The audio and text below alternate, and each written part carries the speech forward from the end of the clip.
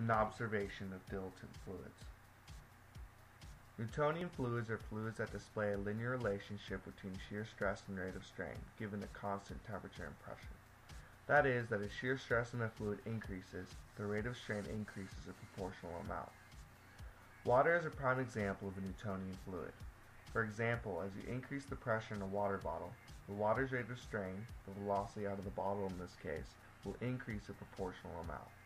Interestingly enough, for Newtonian fluids, the proportionality constant between shear stress and rate of strain, also the slope of the stress versus rate of strain graph, is the viscosity of the fluid. Viscosity is a measure of the resistance of a fluid which is being deformed by stress. Viscosity describes a fluid's internal resistance to flow and may be thought of as a measure of fluid friction. In everyday terms, it is described as thickness. Water has a very low viscosity and thus has little resistance to stress and flows freely. Honey, another fluid exhibiting Newtonian flow, has a much higher viscosity and therefore higher resistance to stress. This can be observed since honey flows at a lower velocity than water given the same shear stress. This short graphic shows the difference between fluids with different viscosities.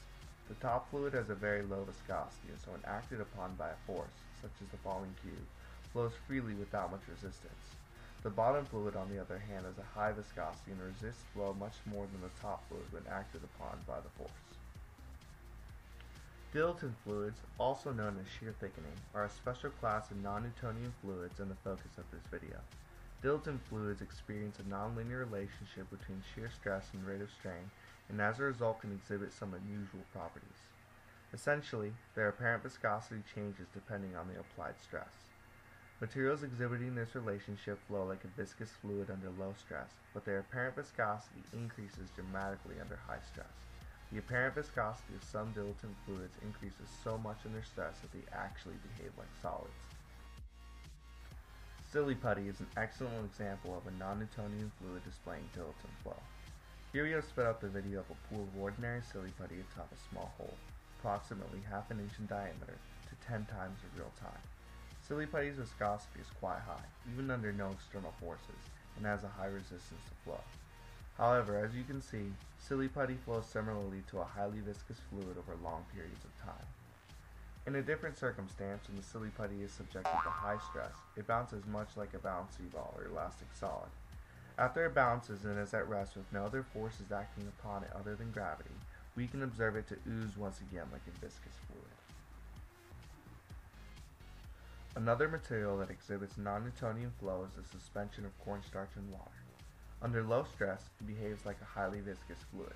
Under high stress, the cornstarch molecules are closely compacted into a crystalline structure, which greatly increases friction and gives rise to its solid properties. Here you can see a rubber ball bouncing on top of the liquid. The ball bounces like it would on a solid since the cornstarch suspension compacts into a crystalline structure under the stress. Similarly, when a person punches the liquid with force, the suspension strains very little and acts like a plastic solid. When a person runs their hand strongly against the suspension, you can see how it parts and crumbles like a plastic solid would.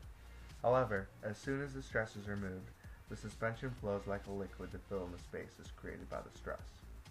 An interesting example of non-Newtonian behavior can be demonstrated by placing a suspension of cornstarch in water, the same suspension shown in previous examples, atop a speaker emitting low-frequency sound waves. Here we can see water and the cornstarch suspension side by side. Both speakers emit 20 Hz sound waves at the same intensity, and the intensity of the sound is slowly increased. The water, a liquid with low viscosity, proportionally strains to the intensity of the sound, bouncing higher and higher. The cornstarch suspension, which has a much higher viscosity even at rest, strains but much less. Once the intensity reaches approximately 60 decibels, the cornstarch suspension begins to display unusual characteristics. Here we can observe this phenomenon more closely. This unusual movement is due to the constantly changing apparent viscosity of the fluid. As the speaker emits each sound wave that propagates through the suspension and applies stress on it, the suspension quickly behaves like a solid and then back like a liquid until the speaker emits the next sound wave. This happens 20 times a second and causes the odd-looking movement you see now. Whenever the speakers are stopped, the suspension no longer has any external forces acting upon it, besides gravity, and resumes characteristics of a viscous fluid, flowing back into an ordinary puddle. Here we can see the same effect on a different suspension of cornstarch in water that has a higher viscosity at rest. Just as the other suspension, once all external forces cease, it flows again like a liquid.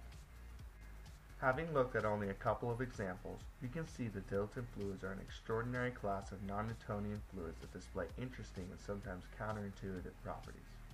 Understanding them a little bit more is not only interesting, but has wide applications in the engineering world. Next time you play with some silly putty, maybe you will have a greater appreciation of its unique properties and the science behind it.